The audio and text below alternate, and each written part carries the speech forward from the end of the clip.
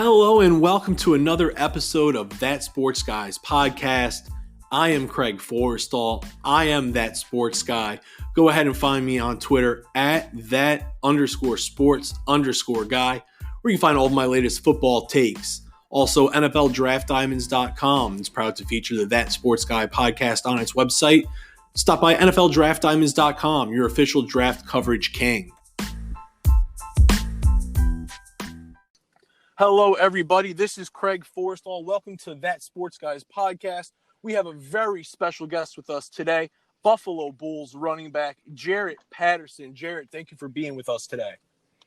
Thanks for having me. Hey, anytime we get a chance to talk to a caliber of a running back like you, we'll take that anytime that we can.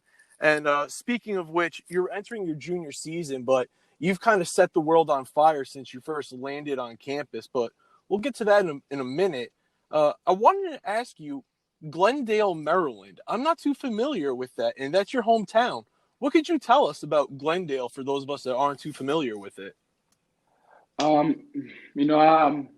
grew up in the PG County area of Maryland. I originally when I was a kid growing up, I lived in West Lamb Hills, but then I moved to Glendale. But Glendale is a chill neighborhood. It's a pretty neat neighborhood. It's near like Lanham, Bowie, that area. But all my life I grew up in the PG County area, and I have nothing but love for where I'm from, which is Maryland. And going with that, you actually had a twin brother, James, who went with you to Buffalo. But what was it like growing up with a twin brother? Were you guys always competitive, pushing each other no matter what it was? Always, man. It was great. We both have, which makes it so special. We both have, the same drive, the same goals, the same. We share some of the same values, which is, football. And I feel like that brought us, closer together and made the bond even more special. Him playing linebacker, me playing running back. It's just a bond that can't be broken. And like you said, coming up, playing together, sharing the same values when it comes to football. You said the PG County area. We always hear about Texas. We always hear about Florida. We always hear about California. But what could you say about the caliber of competition of high school ball where you grew up? Maryland is definitely up there with the teams you just said. Just looking at college now, looking back, we have DeMatha, Gonzaga, the Council, St. Francis. We have a lot of Maryland teams, and I feel like a lot of people are starting to take notice. We play football here in Maryland. Absolutely, and that was something that you showed off in your senior year. I read one game you had over 200 yards rushing, over 120 yards on kick returns, and then just for good measure, you had a 98-yard interception return for a touchdown. If you could just talk about thinking back to your high school days and what was it about high school football and being able to play with your brother and the guys you grew up with that you look back on now and say, man, those were the good times and I didn't even know it. Yeah, it was definitely the good times. It made it even more special because we had, coaches that really pushed us to our limits. Coach Justin Winters and Ian Thomas. Former, key collegiate athletes at the time when we first met them. And they really pushed us and made us our work ethic took it to the next level, and it was great. And like you said, pushing your work ethic to the next level. I saw that one of your high school coaches actually attended Buffalo. So how good was that to have someone with firsthand experience and knowledge of the Buffalo program as you were going through your recruiting? Yeah, Coach Justin Winters, man. That was my first position coach in high school. And it was great. We talk to this day. We formed a bond also. Me and him. And it was great. He told us all the stories. When he played at University of Buffalo, he allowed us to meet, James Starks, Brandon Oliver, Khalil Mack, and stuff like that. And I just thought it was real neat. And it's just been nothing but a blessing. Absolutely. And you talked about some of the pro level talent that's come through the doors recently at Buffalo. And what does it mean to be playing at a program that's kind of on the rise in terms of individual talent and team talent? I mean, I'll take good pride in it. Where I go to school at, and where I play at, which is University at Buffalo. People downplay us because it's the MAC conference, but there's a lot of talent in the MAC conference, and I just want to represent the whole MAC conference and just keep putting on. There are guys that can take it to the next level in here in the MAC conference and to the University at Buffalo. Absolutely. And you talked about wanting to make sure that you represent the MAC to the fullest anytime you step onto the field.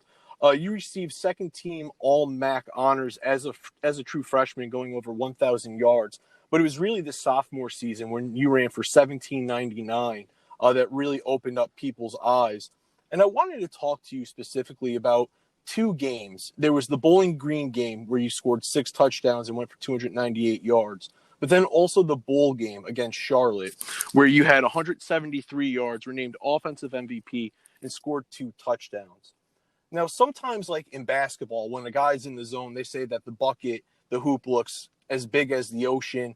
Baseball players sometimes say that the baseball comes in when they're in the zone, and it looks like they're throwing beach balls at them. Take us through what it feels like as a running back to be in the zone. Do the holes look bigger? Just what does it feel like when you're playing at such a high level?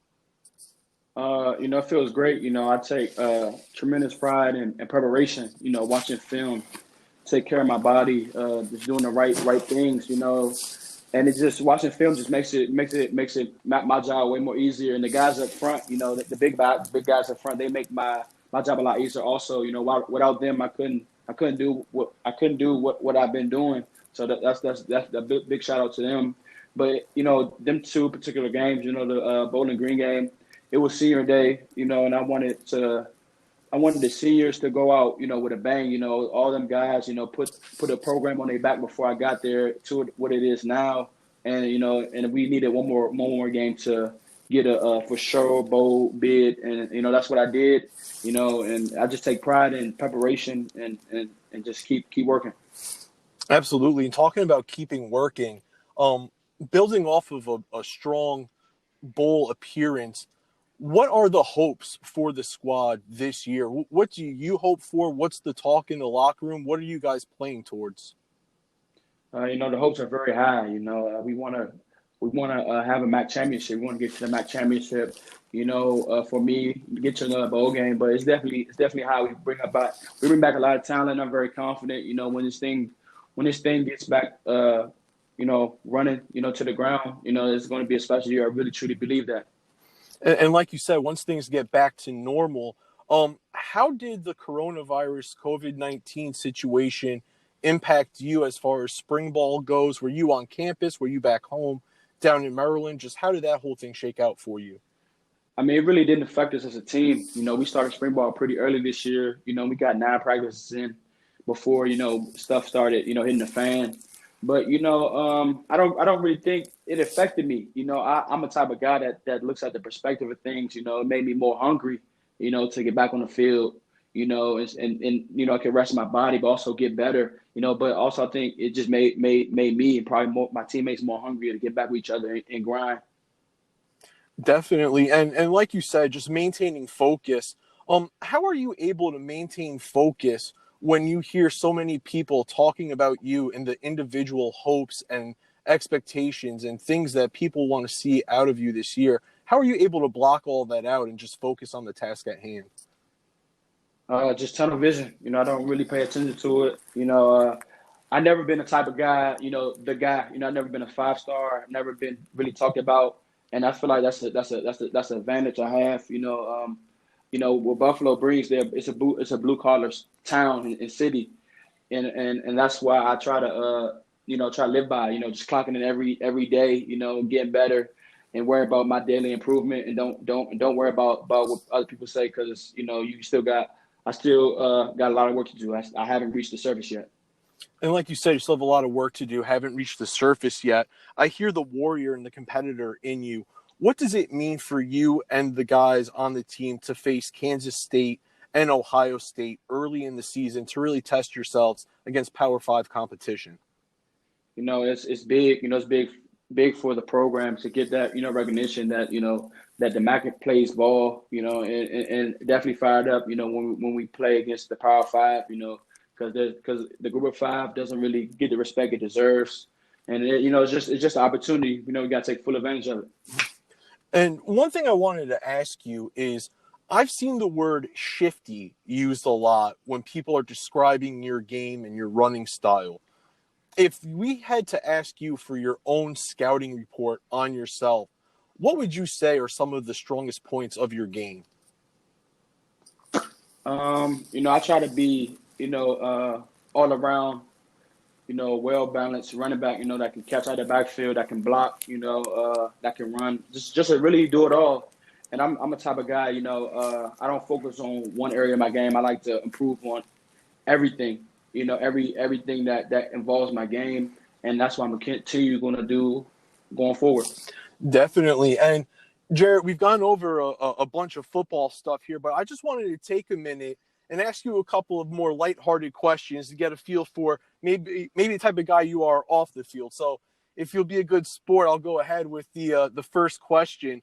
What is the song that you are most embarrassed to admit that you like? Dang, that's a hard one, because it has probably have to be like probably Eye of the Tiger. Hey, you know what? If you've seen the Rocky movies, it just ends up getting stuck in your brain. It gets I can't hate on you too much. I laugh because I too am a silent lover of that song.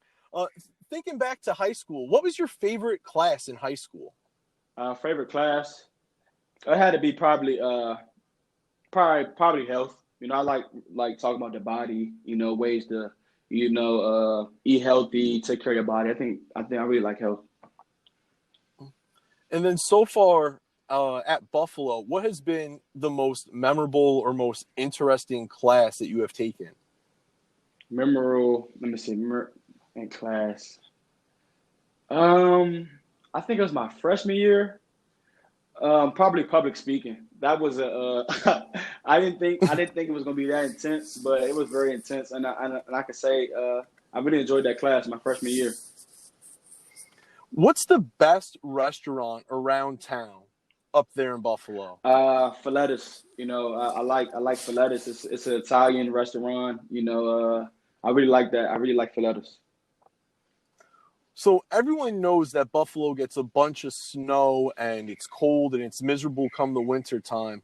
But what is the one thing that you didn't expect out of Buffalo that you got up there like, man, this is a really cool part of the city? It snows a lot, but the summers are definitely it definitely gets hot up there in the summers. I didn't know it gets that hot, but definitely has beautiful summers. If you won $1 million and could only donate it to one charity or to one cause, what would it be? Probably Parkinson's. My aunt has Parkinson's, and I would definitely, if I had that, I would donate it to Parkinson's. What is your dream car? My dream car, probably a Mustang, something like that. And then do you have any like pregame superstitions or rituals that you go through that's a must do on game day or leading up to the game? Not really. I just really just focus in and start just locking in. I don't really have no rituals or nothing like that. I'm just get focused. Definitely. And Jaret, it sounds like you're maintaining focus. It sounds like you guys are working towards a wonderful season up there at Buffalo. And we wish you all the best. Hope for a big year up there out of you guys, and we'll be rooting for you in the MAC for another championship. Thank you so much. I appreciate it. Thank you, Jaret. No problem.